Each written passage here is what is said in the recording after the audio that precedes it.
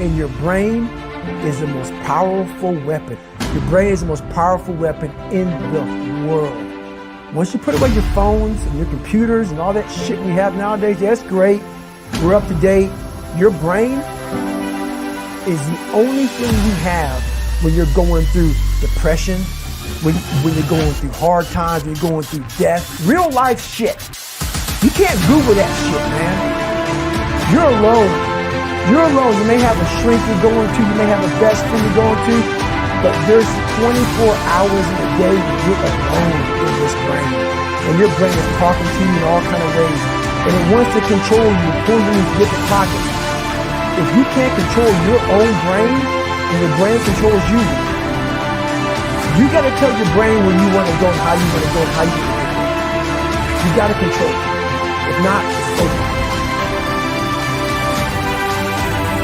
What existed for me was, okay, man, how am I going to make this work?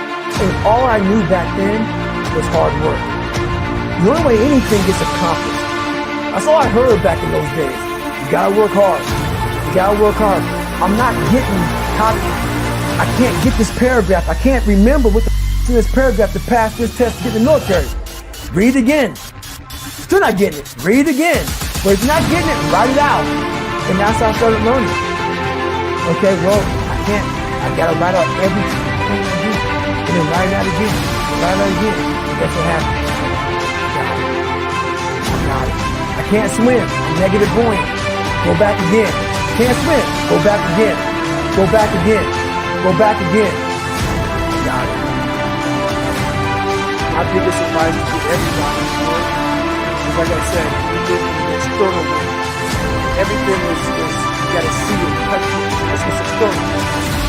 If you can for the rest of your life live inside of yourself, stop listening to people who are calling you fat, gay, transsexual, nigger. Everything that is makes no sense. All these insecure people putting their insecurities on you, you gotta flush it out. You gotta just be whoever the hell God or whoever the hell you believe in. If you believe in nothing but yourself, I don't care what it is. You gotta take everything and throw it away. You have to believe in one thing, and that is yourself. And I'm not saying don't believe in God or what you believe in, but right now, for you to find greatness in yourself, you're not gonna find it by looking in a book or by even hearing me. I may give you the spark, but you got to go inside yourself. And that means you gotta be quiet. Go in a room, stop talking, search your soul, search your mind, search your ability, and you'll find it. So if you're not looking for it, you won't find it. You gotta go start your journey. The journey starts with finding why the hell am I here? Why am I here? If you don't know that, you'll live the rest of your life searching, always asking the question. It's all back down to a very primitive mindset of we just have to breathe. It's like breathing. Breathing becomes normal. We didn't know that was doing. That's how you have to live your life. When that alarm clock goes off at 4 or 5 in the morning, your mind says no. You just say, this is what we do. It's what we do now. Because to get to where you want to go, the amount of pain involved, I'm not saying physical, I'm not saying you got to break yourself off. The amount of mental pain of how many times you're going to have to do something that you don't want to do to get to where you want to go. There's going to be more times you do something that you don't want to do. That's your new norm. So then it's like breathing. And then once you do this over and over and over again, it becomes like breathing. I don't want to live this lifestyle, but to get to the other side of this, I have to. I'm not saying to put yourself down. I'm saying listen to the truth. And the truth isn't in the 20%. The truth is in this other part of your brain saying, look, man, you're wasting a bunch of percentage here. We have 80 more percent that we're not tapping into because in this other 80% is suffering, pain, failure,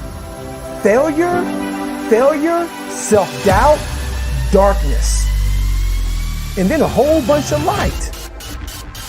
But to get to this light, you gotta go through all of this shit. So a lot of us know that. I can get over here, but over here, man, this is much better because I got to go through this journey that is not fun. This from 20 to 100%, this shit in between is not fun. So we decide to live over here. So everybody goes, how do you do that? You know exactly how.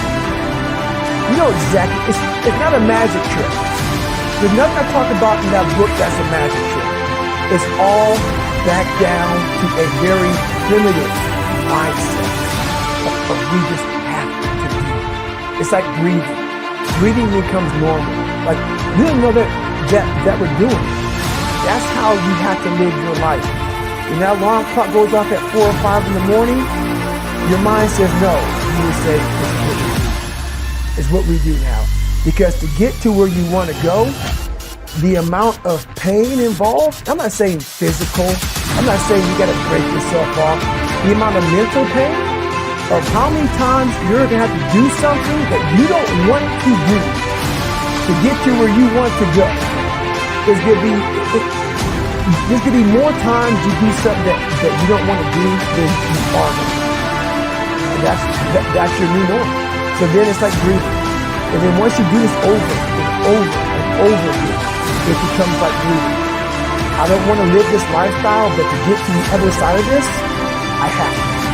So if you really want it, you realize what trying is and what trying is not. Most of this generation quits the second they get talked to.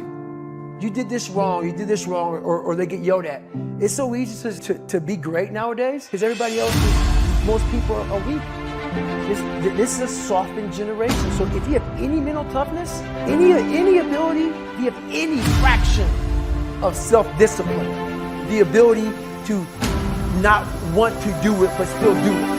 People have a hard thing to understand. I hate to run. Well, why do you run if you hate it? What are you talking about? I don't want to take showers and eat either. I hate that too.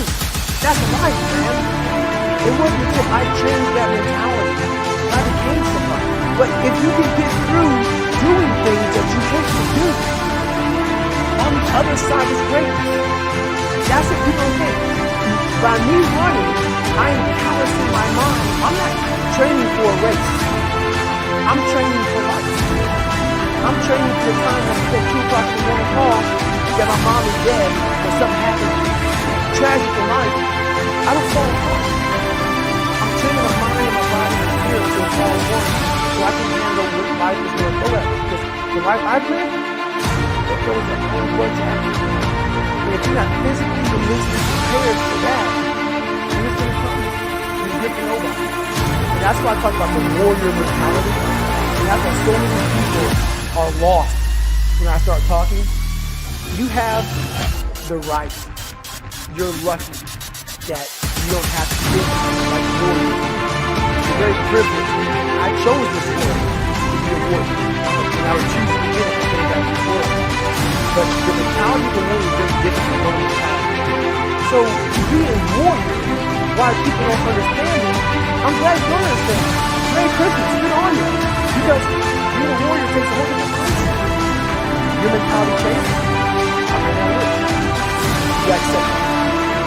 That's the mentality. And that's what makes you a warrior. If you're scared to die, you're dead. I hated jumping on airplanes. I hated shooting guns. I hated the job as a Navy SEAL. But I did it because I wanted to change myself. Everything I do, I'm not really comfortable doing. Man, that's with life. If you choose to do something, attack it. Because they're going to remember you as not attacking it. So I want to be remembered. You can hate me, but one thing you can't say about me, I didn't attack it. So that's the mentality you have. If you're going to do something, you might as well attack it. Because you do it anyway.